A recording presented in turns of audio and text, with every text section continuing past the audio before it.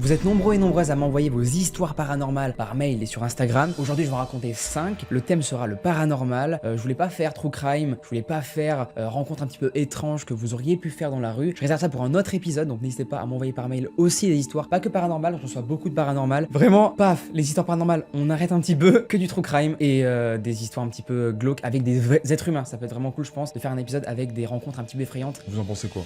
En vrai, je pense que j'ai fait le tour pour les informations nécessaires pour le début de la vidéo. Vous aimez pas trop quand les intros sont longues, donc voilà. Je pense qu'on peut passer directement à la première histoire. Mettez-vous tranquille, posez-vous, prenez un petit truc à manger, un petit truc à boire, ou bonne nuit à vous, parce que je sais qu'il y a beaucoup de personnes qui m'écoutent avant de dormir, donc voilà. On s'y plonge, alors maintenant c'est parti. Alors, si vous regardez actuellement cette vidéo, c'est que vous devez énormément apprécier le fait de vous poser devant des films d'horreur. Et ça tombe bien parce que Shadows est le sponsor de cette vidéo. J'ai une nouvelle dinguerie les amis à vous partager aujourd'hui qui va vous faire découvrir de nouveaux genres de l'horreur si comme moi vous adorez être traumatisé. Shadows, c'est une plateforme de streaming française, totalement indépendante et spécialisée dans le cinéma d'horreur. Vous êtes très nombreux à me mentionner en commentaire que vous aimez les histoires morbides où il y a plein de détails glauques. Vous me dites souvent que vous en avez jamais assez avec mes vidéos. Et bien c'est là que Shadows intervient. Ce qui est trop bien avec Shadows, c'est que c'est une plateforme qui est uniquement gérée par des passionnés, qui partagent comme vous finalement leur amour pour l'horreur, le thriller et le fantastique. Des plateformes comme ça, oui, ça existe bien, et c'est exactement ce que vous retrouverez sur cette pépite française. Avec près de 500 films, des longs métrages au courts métrages, Shadows regroupe les plus grands classiques qui vont hanter toutes vos nuits. Des films méconnus qui méritent d'être découverts, et même des exclusivités que vous y retrouverez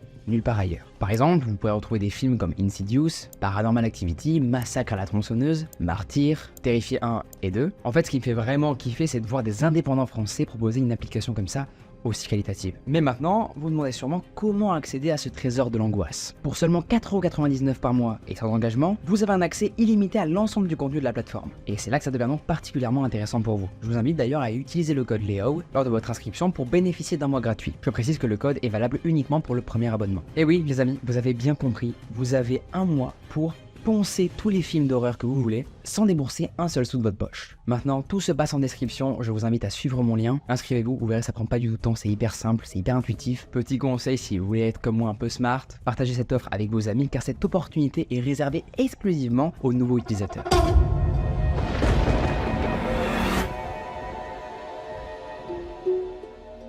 Ok, l'histoire 1, c'est l'histoire de Thiago. Merci beaucoup Thiago d'avoir pris le temps de m'avoir écrit ton histoire par mail. J'ai hâte de la découvrir. Salut Léo, j'espère que tu vas bien et je viens de te connaître et je passe mes journées à écouter des podcasts. Merci Thiago. J'ai une petite histoire qui m'est arrivée quand j'avais 11-12 ans, j'étais en CM2. Il faut savoir qu'à cette époque, j'avais un meilleur ami qui s'appelait Étienne, avec qui nous étions passionnés par les histoires paranormales, notamment sur les extraterrestres. On passait plusieurs heures devant les documentaires parlant de la zone 51. Durant cette année de CM2, je suis parti avec ma classe et mon meilleur ami en classe de neige dans un chalet. Et il faut savoir qu'il m'est arrivé deux choses très étranges durant ce séjour. Voici la première chose qui nous est arrivée à mon ami et à moi. Nous étions 6 par chambre avec 3 lits superposés. Mon meilleur ami et moi étions dans les lits du bas, côte à côte. Dès la première nuit, nous n'arrivions pas à dormir pleinement, et nous deux n'étions pas du tout à l'aise. Il faut savoir que les autres dans la chambre arrivaient, eux, pleinement à dormir pourtant. Quelques jours passent, et cette sensation reste. Mais on sent quelque chose dans la pièce. Une sorte de présence. Un soir, après une journée de ski, l'heure du dodo arrive. Et, étonnamment, mon ami et moi arrivons à dormir. Sauf que dans la nuit, je dirais vers 2-3 heures, je n'avais pas, il faut savoir, de téléphone à cette époque-là, je me réveille en sursaut après avoir fait un cauchemar où une femme vient me chuchoter à l'oreille que je dois faire attention à ce qui m'entoure car ils me veulent apparemment tous du mal. Et du coup, en me réveillant, plein de peur, je vois une sorte de présence blanche partir vers la fenêtre. Et là, un gros bruit sourd. Par peur, je me cache sous les draps et je ne bouge plus. Et j'essaie tant bien que mal de me rendormir. Le lendemain matin, je me réveille et je n'ai pas voulu inquiéter mon meilleur ami. Donc je n'ai rien dit. Mais lors du repas du soir, on se retrouve tous les deux en train de manger une raclette et je lui en parle. Je lui raconte avoir vu une espèce d'entité blanche passer dans la pièce dans la nuit et là, il me dit que durant la nuit, il a entendu un bruit sourd qu'il a réveillé et en se réveillant, il a cru apercevoir quelque chose vers la fenêtre de sa chambre. Après ça, pendant plusieurs jours, on s'est retrouvé à dormir entièrement sous la couette. Voilà ma première histoire et ce n'était pas la première fois que je voyais des présences lorsque je me réveillais la nuit. PS, en rentrant de mon voyage, un de mes meilleurs amis de l'époque a inventé des rumeurs sur moi comme quoi je le harcelais. Dites-vous qu'il a même voulu porter plainte contre moi et j'ai failli me faire virer de la primaire à cause de ça. Plus tard, il a avoué avoir menti et qu'il avait fait ça car il était jaloux de moi, car mes parents étaient encore ensemble et que mon père était présent, tandis que le mien, lui, passait beaucoup plus de temps avec moi. Donc ça, c'était la première histoire de Thiago. Maintenant, passons à sa deuxième petite anecdote qu'il a à nous raconter. Voici la deuxième histoire. Les jours passent, on reçoit des lettres de nos proches, car oui, on discutait avec nos parents et autres par lettres, vu qu'on restait 2 semaines dans le chalet. On ramène des lettres dans nos chambres et on les lit. Bref, la journée suit son cours. Le soir, on va se coucher et je mets mes lettres sous mon oreiller. La nuit passe et rien ne m'arrive. Sauf que, stupeur, à mon réveil, j'ai mon ami qui me regarde apeuré et me demande si je vais bien. Je réponds que oui, mais je me demande quand même pourquoi mes lettres sont par terre. Et là, il me raconte que dans la nuit, il s'est réveillé et il m'a vu assis sur le lit avec des lettres dans la main, sans lumière, en train de les lire pour finir par les jeter ensuite par terre. Il a donc naturellement demandé cette nuit-là ce que je faisais. Et là, il me raconte que dès qu'il a prononcé ces mots, je me suis retourné vers lui, les yeux noirs et grands ouverts, car oui, il avait allumé sa lumière de chevet. Il m'a dit que je n'ai pas arrêté de le fixer pendant une dizaine de minutes. Puis, apparemment, je me serais allongé dans mon lit, dos à lui, pour finir par très vite retrouver mon sommeil. Il me dit alors qu'il a eu la peur de sa vie et que, depuis ce jour, il a demandé à celui qui dormait au-dessus de lui de changer de lui, car il avait trop peur de moi et de l'histoire qu'il avait vécue avec moi. La suite du séjour se passe et rien de bizarre n'arrive. Et c'était la fin de ma dernière histoire. Je suis plutôt quelqu'un de terre à terre, mais depuis ces événements, je dors systématiquement avec des draps sur moi. Et on te comprend, Thiago, puisque t'as vécu. Ok, putain, trop cool. J'ai adoré la première histoire de Thiago. Elle était incroyable. Merci pour avoir pris le temps, Thiago, c'est super. Alors, moi, j'ai une théorie sur ton histoire. Je pense que tu as vécu un épisode de somnambulisme. Voilà. Dis-moi en commentaire si t'as pu en faire avant ça. Mais moi, je pense que c'est ça. En tout cas, c'est ma théorie la plus probable. Force à toi si ta maison est hantée. Trouve tout le courage en commentaire. Mais je pense que moi, plutôt, c'est explicable. Et que c'est pas paranormal du tout, en fait, ce que t'as vécu, Thiago. À part peut-être le début, la première histoire, peut-être. On est peut-être sur du paranormal. En tout cas, la deuxième peut être, pour moi, je pense, explicable. Tout le monde espère, Thiago, en commentaire, que tu as vaincu ta phobie de dormir systématiquement avec des draps. En plus de ça, c'est l'été. Force à toi, mon gars. Je m'engage, si tu vois la vidéo et si tu commentes et si tu obtiens, on va dire, allez, 100 likes, je t'achète des nouveaux draps. Thiago, tu m'enverras ton adresse sur Instagram et je t'enverrai, voilà, des nouveaux draps. Je trouve la proposition assez cool.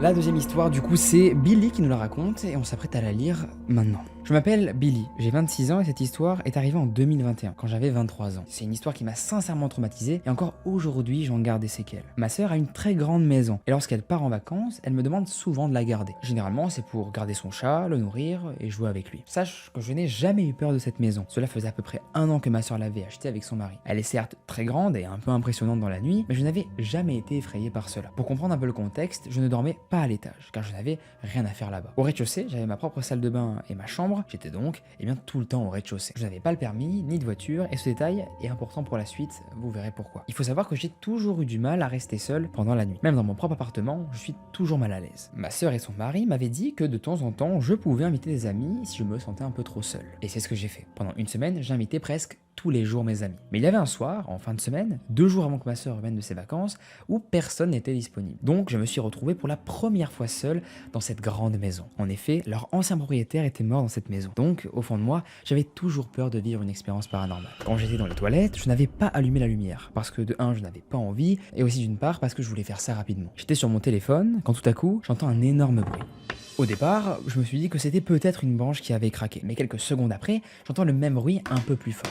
C'était comme un bruit de craquement qui résonnait dans toute la maison. J'ai eu un peu peur, donc j'ai envoyé un message à l'une de mes sœurs. Je ne voulais pas inquiéter ma sœur qui était la propriétaire de la maison. Et cette sœur me dit en rigolant: fais attention, c'est le fantôme de Monsieur X, ferme les portes de la maison. Sauf que moi je suis très sensible à tout ce qui est paranormal, donc je ne prenais pas vraiment ça à la légère. Et lorsque j'allais lui répondre, j'entends un autre craquement, et encore plus fort que les autres. À ce moment-là, je me dis que c'est quasiment impossible que ce soit des branches. C'était beaucoup trop fort pour que ce soit ça. J'avais beaucoup trop peur. J'ai donc allumé la lumière du couloir et je me suis dirigé en courant vers le salon. J'ai pris mon iPad et j'ai été me réfugier dans la chambre de ma grande sœur. Normalement, je ne suis pas censé dormir dans la chambre familiale, mais je me suis dit qu'il ne m'en voudrait pas si j'avais peur une seule nuit. Dans la maison, il faut savoir qu'il y a une alarme, mais le soir, je ne la mettais pas, car pour vous préciser, s'il y a le moindre mouvement au rez-de-chaussée, elle allait sonner, et du coup prévenir ma sœur et son mari par la même occasion. Mais cette fois-ci, j'ai décidé de l'enclencher. J'avais eu un étrange sentiment qui me disait que cette nuit, elle allait s'activer. J'ai réussi donc à m'endormir sans trop de difficultés après ça, et le lendemain, j'ai écrit à plusieurs de mes amis. Je ne voulais pas encore rester seul une nuit de plus dans cette maison. J'ai alors mon meilleur ami et une amie qui sont venus me voir, on a passé une soirée tout à fait normale, et je n'ai même pas cherché à leur parler des bruits bizarres, je voulais juste l'oublier. Mais vers 1h du matin, j'ai voulu fumer une cigarette. Comme la maison avait un assez grand jardin et plutôt joli, je leur propose de venir avec moi. Et c'est à ce moment-là précis que le cauchemar commence. J'essaie d'ouvrir la porte coulissante pour aller dans le jardin, mais cela ne marche pas. Je me dis que peut-être elle est un peu bloquée, donc j'essaie de forcer, mais au bout de 20 minutes, je me rends compte qu'elle ne compte pas s'ouvrir. Je trouve ça vraiment bizarre, parce que j'ai souvent été dans le jardin pour fumer des cigarettes, mais je n'ai jamais eu de problème comme ça. À ce moment-là, j'ai vraiment eu peur, parce que je me suis dit que si je devais rembourser une porte de cette taille-là, je n'aurais jamais l'argent pour. Je commence un peu à paniquer, et je demande à mon meilleur ami, qui est beaucoup bricoleur, de voir pourquoi cette porte ne s'ouvre pas. Il vérifie, il bidouille la porte, mais ne trouve absolument rien. Un peu dubitatif, il me dit qu'il va aller aller dehors et vérifier s'il n'y a pas de cailloux coincés dans le rail. Moi, à ce moment-là, j'avais juste peur de devoir rembourser cette énorme porte. Et je ne pense à ce moment-là à rien d'autre que à ça. La nuit était particulièrement noire ce jour-là, je m'en souviens très bien. Il va donc dehors et je vois juste son reflet à travers la vitre derrière. Quelques minutes plus tard, il revient dans le salon, totalement bredouille, et me dit qu'il n'a trouvé aucune raison de blocage de cette porte. Rien du tout. Mais à ce moment-là, je sens que quelque chose de bizarre le travaille. Il me regarde et me dit ta sœur, elle est au courant qu'il a eu une tentative de cambriolage, sauf que ça faisait à peu près 1 ou 2 ans que ma sœur était dans cette maison, et j'aurais été au courant si ça avait été le cas. Et apparemment, ça ne l'était pas du tout. Je lui demande de m'expliquer au bord de la crise d'angoisse, et il me montre une photo. C'était la porte, avec des énormes traces. Il m'explique qu'il a déjà eu des tentatives de cambriolage, et que ces traces-là, c'était des traces de pieds de biche. Et il me montre. Il y en avait 3. À partir de là, j'ai commencé à faire la connexion dans ma tête. Le seul soir où j'étais seul, il n'y avait pas de voiture parce que je n'avais pas le permis ni de voiture. Aucune lumière n'est allumée, j'étais dans le noir complet. Donc tout le monde aurait pu penser que cette maison était vide. Et le moment où ces bruits se sont arrêtés, c'est lorsque j'ai allumé la lumière. Donc j'ai montré ma présence. Bien sûr, ça a été très difficile de dormir à ce moment-là. Et le lendemain, à la première heure, j'ai appelé ma sœur pour la prévenir. Terrifiée d'apprendre cette nouvelle, ma sœur est très vite entrée de ses vacances et les policiers sont venus très vite confirmer que elle avait bel et bien été victime d'une tentative de cambriolage. C'était un quartier plutôt bourgeois, donc ce n'était pas vraiment étonnant. Il y a eu beaucoup de tentatives l'année qui a précédé celle où cet incident a eu lieu. Sauf que s'il avait eu un coup de pied de biche, évidemment, la porte aurait sûrement cédé. Aujourd'hui, la porte a été changée. Ils ont mis le double de caméras et bien sûr, il n'y a pas eu d'autres tentatives. Mais je n'arrête pas de penser à quel point j'ai été sauvé de peu. Il s'en est fallu de 10 secondes où j'allume la lumière qui m'ont peut-être sauvé la vie. Malheureusement, ça n'a pas aidé ma peur d'être seul pendant la nuit. Je pense que j'aurais presque préféré que ce soit paranormal plutôt que savoir que j'étais en danger réellement. Tu peux retrouver 6 juin des photos de la porte et des traces et même la conversation avec ma sœur sur le fait que j'entendais des bruits ce soir-là. En espérant que tu as aimé mon histoire, fais attention à toi, bonne journée,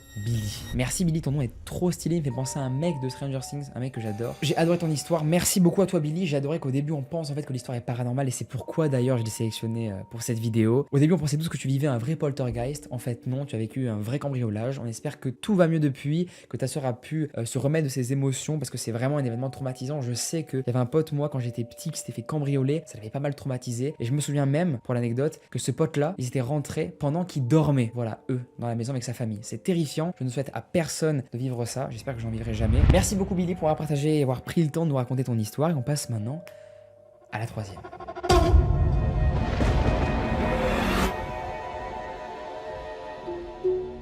Salut, je suis québécoise et je te suis sur YouTube. J'adore ton style et ton humour. Merci beaucoup. Il est vrai que je fais beaucoup moins d'humour maintenant dans les threads, mais des fois je me permets des petites touches. J'espère que vous kiffez. Dites-moi en commentaire si vous aimez honnêtement quand les youtubeurs thread horreur ou qui racontent des histoires de manière générale font de l'humour. Est-ce que vous aimez ça en fait? Dites-moi ça m'intéresse de savoir la réponse. Enfin du moins au début des histoires, parce que en plein d'histoires c'est pas tellement dingue, on perd l'ambiance. Dites-moi ça honnêtement, ce que vous en pensez. Je me suis dit pourquoi pas lui envoyer mon histoire de chat fantôme qui est venu nous dire au revoir. Ce n'est pas une histoire terrifiante comme elle nous le précise. Elle est juste mignonne, mais sur le coup elle était genre méga perplexe. Tu en feras ce que tu veux. J'aime bien me remémorer cette histoire et j'aime bien la raconter dès que je peux. Cette chatte était pas mal volontaire. J'entends par là qu'elle était apparue dans nos vies comme un cheveu sur la soupe et nous a pour ainsi dire adopté. Rien à faire. Même si son ancienne maîtresse est venue la récupérer plusieurs fois, rien n'y faisait. Elle revenait toujours vers nous. Donc, avec l'accord de son ancienne maîtresse, elle est devenue notre chatte. Nous l'avons appelée Achille, car Caramel était trop banal pour nous. Et elle a consenti à ce nom car elle y répondait très bien. Tous les soirs, avec les enfants, nous partions faire une promenade pendant une trentaine de minutes environ. Et Achille, étrangement, nous suivait. Elle gambadait autour de nous, de près ou de loin. Chose importante à savoir pour l'histoire, quand nous arrivons près de la maison, elle nous dépassait toujours en courant. Elle s'associait même sur le bout de la rampe de la galerie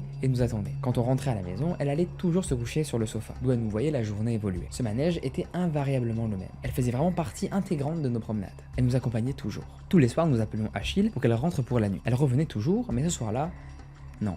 Elle était tellement obéissante à notre appel que nous nous sommes tout de suite inquiétés. Mon conjoint avait par contre souligné qu'en appelant, il avait vu fuir quelque chose et partir plus loin. Alors il a refermé la porte de la maison pour la nuit entière, se disant peut-être qu'elle reviendrait le lendemain matin. Mais malheureusement, le lendemain, pas d'Achille du tout. Les enfants et nous étions très inquiets. Donc mon conjoint a appelé la police pour savoir s'il n'y avait pas eu un chat rapporté mort. Et en effet, un chat de couleur caramel a été retrouvé mort sur la rue Lasny, une rue qui était relativement près de chez nous. Nous avons directement su au premier regard que c'était elle. Nous sommes allés la récupérer dans un sac et l'avons enterrée dans la cour. Pendant plusieurs jours, nous avions une grande peine, car cette chatte était vraiment différente. Et nous l'aimions profondément. Nous pensions à voix haute, pourquoi n'es-tu pas revenu ? La vie a tout de même continué. Nos promenades du soir avec notre Achille en moins étaient teintées d'une grande tristesse. Mais un soir, alors que nous prenions notre éternelle marche, nous avons vu un chat. On a continué à déambuler sans en faire cas, mais plus loin, encore ce chat. Il nous a suivis tout le temps. comme le faisait étrangement Achille. Comme nous arrivions à la maison, le chat s'est comporté exactement comme Achille. Il a couru pour nous devancer, nous a attendus sur le bout de la rampe, s'est faufilé pour entrer et est allé s'asseoir sur le sofa. Les enfants et moi, nous sommes regardés perplexes. Nous pensions exactement la même chose. C'était vraiment étrange. Nous avons fait la routine du soir, les bains, les histoires, et sommes redescendus au salon. On s'est assis devant la télé, comme toujours, le chat était encore à la même place, ça a duré quelques minutes et il a demandé la porte. Il est sorti et nous ne l'avons plus jamais revu. En racontant cette histoire à mon conjoint, nous en sommes très vite venus à la conclusion que notre appel au ciel après sa mort, pourquoi n'es-tu pas revenu, avait eu au final, peut-être sa réponse. On pense qu'à cette question, elle y a répondu en prenant possession d'un autre corps de chat et que c'était son dernier au revoir. Comme si elle n'avait finalement pas eu le temps de le faire. Je te raconte ça et j'en suis encore très ému. C'était une chatte avec une personnalité vraiment magnifique. Voilà mon histoire, merci et continue ce que tu fais. Tu le fais très bien et tu me fais vraiment rire. Merci beaucoup Julie pour ce partage. L'histoire est, comme tu l'as dit au début, assez touchante. Je me croyais vraiment dans le film Cimetière pour les gens qui ont vu. C'est un peu la même histoire. C'est un chat qui revient en fait de parmi les morts, qui vient rendre visite à la famille mais pour une toute autre raison. C'est pour vraiment annoncer la tuerie de la famille en fait. Bref, le film est glauque, je sais pas si vous l'avez vu mais je vous le conseille, il est vraiment flippant. Je crois des pires films d'horreur en termes de glauquitude que j'ai pu voir. Ça m'a fait penser à ça, du coup l'histoire m'a pas mal touché. Mais là on est vraiment pas sur un truc glauque, on est plus sur un truc émouvant. Et j'espère d'ailleurs que cet événement assez triste mais à la fois beau d'une certaine manière a pu faire passer à autre chose, que tu as pu faire le deuil de ton chat. En tout cas je te le souhaite et on te le souhaite tous. Merci Julie pour ce partage. On passe à la 4e histoire.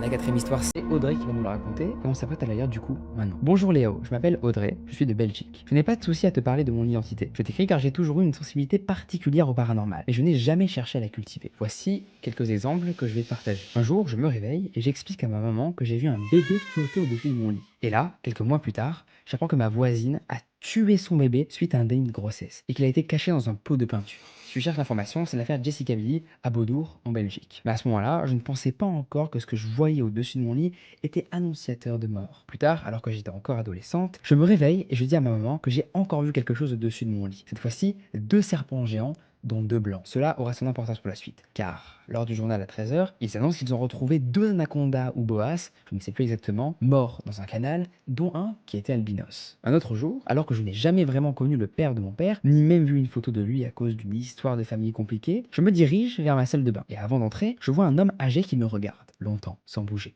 Près de 10 ans plus tard, alors que je vis avec mon mari, mon papa me montre une photo et me dit « Voilà, lui, c'est ton grand-père. Je lui ai écrit une lettre avant son décès pour lui parler de toi. Et il est décédé avec cette lettre dans son portefeuille. » J'ai instantanément compris que cet homme était en réalité mon grand-père et qu'il était venu me voir. C'est fou le nombre d'anecdotes qu'elle a, Audrey. Une autre fois, ma tante, qui vivait dans le sud de la France, a été diagnostiquée d'un cancer. J'ai fait le chemin avec mon mari pour lui dire au revoir et quelques semaines plus tard, mon meuble suspendu de salle de bain s'est fracassé au sol pendant la nuit, sans que je n'entende rien du tout, ce qui m'a fortement étonné. Ma maman m'annonce alors que ma tante est décédée et qu'il y a eu des phénomènes chez elle aussi, comme les chiens qui hurlaient, ce qui ne leur ressemblait pas, et les lumières qui clignotaient. J'ai lié la chute de mon meuble au décès de ma tante. Mon mari, bien que cartésien, en rigole parfois, et lui aussi pense que c'est ma tante qui a provoqué ça. Au-dessus de ma nonna, il y a plus de 10 ans, je la voyais régulièrement au bout de mon lit, au moment où je sanglotais de tristesse. Je capte aussi, il faut savoir, les gens dehors de chez moi, pour les décès, etc. Je vais te raconter maintenant une histoire que j'ai trouvée assez amusante. Un jour, en croisant un cortège de voitures pour un mariage, une vieille femme apparaît dans ma voiture. Elle était émue et elle me dit « Regarde comme ils sont beaux, voilà, ils se marient enfin ». Puis, cette femme va disparaître tout d'un coup. J'explique toujours ce qui se passe en direct à mon mari. Une autre fois, à un anniversaire, je vois une silhouette derrière ma copine, en plein jour. Je ne bois jamais d'alcool et je ne me drogue pas non plus. La journée se passe, je rentre et dis instantanément à mon mari qu'un homme est avec nous dans la voiture et que je n'arrive pas à le faire partir. Le lendemain, je contacte ma copine pour lui dire que je pense avoir ramené son père, mais je devais aller à Bellyweard, un parc d'attractions en Belgique. À chaque fois, je ressentais le besoin de sortir de mon téléphone pour regarder sa réponse, alors que je n'avais pas du tout envie. Je me sentais espionné, comme si quelqu'un regardait mon téléphone impatiemment. Les jours et semaines passent, ma copine va voir quelqu'un pour faire partir son père de chez moi, mais cela semble impossible, car il est trop faible. Je lui dis alors de venir avec lui chez moi. Cet homme vient et me dit qu'il y a énormément de monde dans mon grenier, mais je ne me sens ni mal, ni effrayé pourtant. Je lui explique qu'il y a quelques jours, mon mari montait un meuble et m'a demandé d'aller chercher sa visseuse au grenier. En passant par la chambre de ma fille, j'ai ressenti comme une présence. Une porte de placard sur la roulette s'est ouverte, ce qui ne s'est jamais produit en 5 ans. J'ai naïvement refermé en me disant que c'était c'était seulement dû à la chaleur, mais la porte de l'autre côté s'est ouverte à nouveau. Je me sens bien chez moi, ces âmes sont positives. Mais le père de ma copine me dérangeait, pour la simple et bonne raison qu'il venait me voir dans mon bain. Nous avons donc fait une séance, ce monsieur, ma copine et moi. J'ai réussi à décrire la maison de son père alors que je n'y avais jamais mis les pieds et cela l'a bluffé complètement. Je lui ai expliqué que son père regardait mes messages et me voyait dans le bain. Elle m'a dit que cela ne l'étonnait pas car il est très impatient et aimait les jolies jeunes femmes. Terrifiant, ouais. Honnêtement. Pour finir, quelque chose qui m'arrive très souvent depuis la naissance de ma fille, je sens que ma nonna la protège. Par exemple, quand ma fille court vers le divan, une ombre apparaît régulièrement pour l'empêcher de tomber. Quand je pense à ma nonna, en regardant ma fille, elle se manifeste. Merci de ta lecture, Audrey. Et bien merci à toi Audrey, c'était trop bien, j'ai adoré te lire, tu écris hyper bien, ça fait trop plaisir de voir des témoignages comme ça hyper bien écrits avec un bon français. Et ce que j'adore aussi c'est que j'apprends vraiment de vous là, en lisant vos témoignages, quand vous écrivez bien comme ça, et bien j'apprends moi-même car je suis pas le meilleur non plus en français, je l'ai dit dans plusieurs vidéos, ça je suis pas le meilleur, ouais voilà, en termes de lexique, pour accorder les temps et tout, voilà, je suis pas le plus fort, j'admets, mais voilà, en vous lisant, j'apprends et je trouve ça trop bien. C'est tellement génial Audrey que tu nous aies mis des preuves à l'appui, des vidéos, et c'est ce qu'il nous faut en fait dans ce genre d'histoire, c'est qu'on ait des preuves, vraiment dès que vous vivez un truc un petit peu bizarre, pensez à filmer même si c'est pas le réflexe que tout le monde a. Pensez à vraiment documenter vos événements flippants, même si voilà, c'est pas du tout instinctif, je vous l'accorde. Mais voilà, le meilleur c'est quand il y a des vidéos à l'appui, des preuves, car eh ben, on sait qu'il y a beaucoup de personnes dans le monde du paranormal qui sont dubitatifs. Et un témoignage voilà comme ça avec des preuves vidéo, évidemment, ce sera beaucoup plus crédible. Et voilà, n'hésite pas, Audrey, si t'es intéressé qu'on fasse une interview, voilà, que tu nous racontes tout ça un jour, pourquoi pas, ça peut être vraiment intéressant. Je vous avoue qu'à l'époque, j'aurais pas du tout cru à ce témoignage, car j'étais assez sceptique sur les personnes qui se revendiquaient comme quoi ils auraient la capacité d'avoir des dons, comme Audrey un petit peu. J'y croyais moyen à ce genre de témoignage, mais maintenant, en vrai, j'y crois de plus en plus, enfin du moins je sais qu'il y a des opportunistes dans tout ça, des gens qui mentent sur ça. Évidemment, il y aura toujours des menteurs dans toutes les situations possibles, mais en fait je me dis que c'est forcément le cas chez certaines personnes, pardon, des gens, voilà, je sais que c'est possible, des gens qui arrivent à faire ça, comme Audrey, comme les dons d'Audrey par exemple. Donc voilà, j'ai pas une croyance à 100% sur ça, pour être honnête. Dites-moi si vous y croyez à ça, mais voilà, je commence à un petit peu être plus ouvert à ça et voilà, m'ouvrir un petit peu plus à cette croyance-là. En tout cas, merci Audrey pour ton partage, c'était assez ouf ton histoire, et enfin tes histoires du moins sont assez folles, hyper agréables aussi à écouter, et on espère que tu en es remis. C'est mon cas d'Ironman qui m'a vraiment fait peur. C'est terrible. Et on pourra finir sur ça. Pas du tout, comme on est encore maintenant la 5e histoire.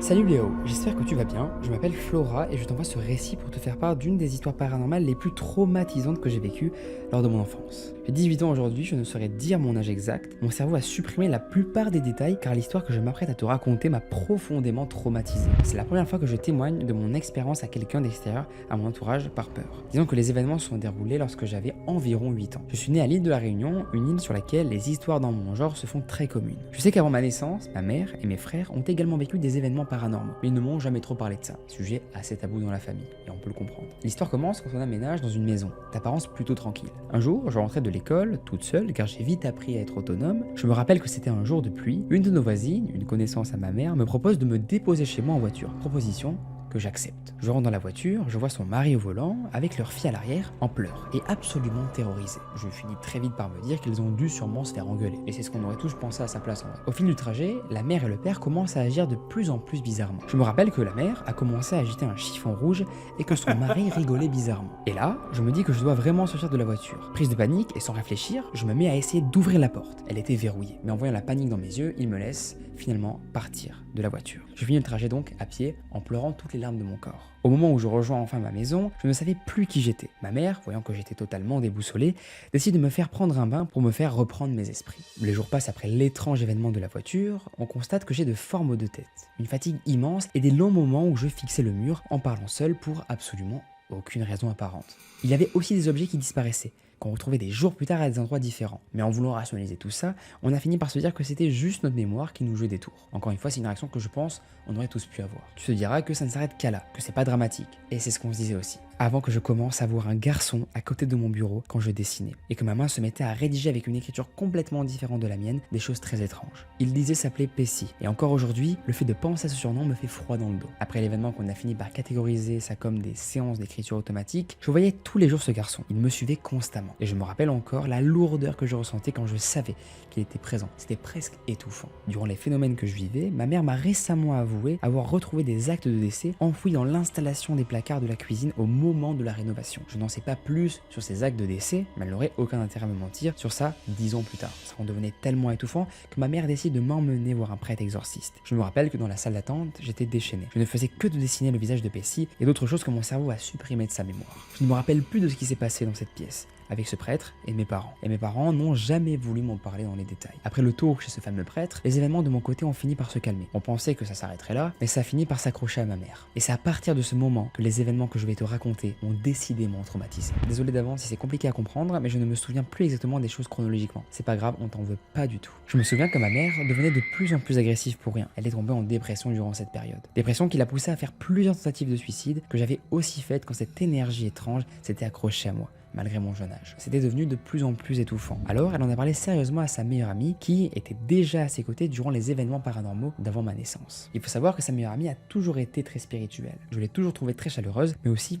un peu étrange. Elle a fini par nous rendre visite, une visite qui avait pour but de décrypter toutes les choses étranges qu'on vivait. Sauf que ça a sûrement été la pire erreur qu'on ait pu faire. Après cet exorcisme, en sentant l'atmosphère moins étouffante, la meilleure amie a fini par rentrer chez elle. C'est à ce moment-là que quelque chose a refait son apparition dans le corps de ma mère. Mon père et moi avons pris la décision de rappeler la meilleure amie de ma mère, qui nous a dit de venir vers chez elle le temps d'une semaine pour nous éloigner de la maison et trouver une solution radicale. On a emmené nos chiens et on a foncé chez elle directement. Pendant cette semaine, les événements étaient si violents que les adultes ont un peu délaissé les enfants pour nous protéger de cette chose-là. Je me souviens que ma mère, sa meilleure amie, mon père et moi étions partis dans une église pour en parler à un prêtre. En rentrant dans l'église, ma mère s'est mise à ramper sur le sol et à agir comme une tarée. Je n'ai jamais vu ma mère dans un état pareil. Après l'église, le soir, j'étais terrifié de dormir à côté de ma mère. Mais la maison était petite, alors on a dormi sur les fauteuils du canapé. Mon père, ma mère et moi-même. Et je te jure, devant tout ce que j'ai de plus cher, que pendant son sommeil, ma mère s'était mise à parler d'une autre langue et réciter des choses qui s'apparentaient à des incantations. C'est à ce moment-là précis que j'ai eu l'impression d'être dans un film d'horreur. Les jours qui ont suivi, nous étions tous très épuisés, comme si cette chose drainait notre énergie à tous. À un moment, ma mère a donné l'impression même d'être libérée de cette chose, mais elle sentait toujours l'animal. C'était vraiment horrible. Alors, je me méfiais quand même d'elle. Chose que mon père n'a pas fait du tout. Il a laissé une remarque désobligeante à ma mère. Et à ce moment-là, ma mère a hurlé d'une voix qui nous a tous choqués. Elle a plaqué mon père contre le mur d'une force énorme. Mon père ne pouvait plus bouger et a fini même par avoir plusieurs traces sur lui après ça. Pour finir, tout est devenu extrêmement flou pour moi. Mais je sais qu'on a repris la route pour retourner chez nous. Et que sur le chemin, on est retourné dans l'église pour prier. Car oui, j'ai appris plusieurs prières durant cette semaine pour me protéger. Et depuis, tous les soirs, ma mère et moi faisons notre prière avant de dormir. Les événements s'étaient canalisés. On a fini par apprendre que cette maison était hantée, qu'un garçon s'était suicidé dans ma chambre, ce qui a expliqué mes envies suicidaires durant ces événements, alors que j'étais encore qu'une enfant. Alors, on a décidé de déménager, et quelques temps avant notre déménagement, on retrouvait des lettres, très régulièrement vides, dans notre boîte aux lettres, dont la provenance reste encore inconnue à ce jour. Ça fait maintenant 10 ans environ que cette histoire est passée, mais en parler me procure toujours une forte angoisse. Alors, j'espère avoir pu apporter un témoignage intéressant, car je suis pas prêt de bien dormir avant un bon moment. Bon mec, j'ai adoré l'histoire. Je crois que c'est l'histoire de possession qui m'a fait le plus peur après tous les Conjuring que j'ai vus, car là, elle me paraît encore plus vraie que les films. C'est fou. J'ai adoré. Flora, merci pour ton récit, il était juste fou, dur à croire je pense pour certaines personnes car ça paraît vraiment, on dirait un film ton histoire. Et c'est pour ça que j'aimerais bien qu'on échange, du coup n'hésite pas à m'envoyer un message sur Instagram, envoie-moi peut-être des preuves qui pourraient me confirmer que c'est bien toi et pas une autre Flora qui usurpe ton identité. Merci beaucoup pour ce partage, elle était vraiment folle, j'attends vraiment les retours des gens en commentaire pour voir ce qu'ils en pensent. Si comme Flora vous voulez envoyer aussi vous vos histoires, je précise encore, je l'ai dit peut-être 1000 fois dans la vidéo mais c'est important de le dire, Instagram, venez sur Instagram me suivre pour m'envoyer aussi vos histoires, mais aussi voilà pour regarder les stories. Je partage beaucoup de ma vie, on parle pas tellement d'horreur mais voilà plus ma vie à moi et des fois aussi quand même d'horreur et les actus aussi sur les vidéos. Vous pouvez aussi m'envoyer par mail vos histoires, ça marche aussi. Merci beaucoup d'avoir suivi cette vidéo les amis, on se retrouve très prochainement pour de nouvelles histoires d'abonnés. Merci pour avoir pris le temps de me raconter vos histoires. Je vous dis à très vite, je vous aime, bonne chance à tous ceux qui vont dormir là, force à vous, à très vite. We have a lot of unrefined materials, so we can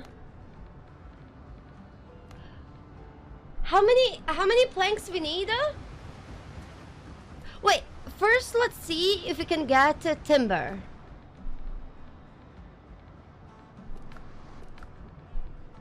Hold on. Can we get timber? Guys, how do we get timber?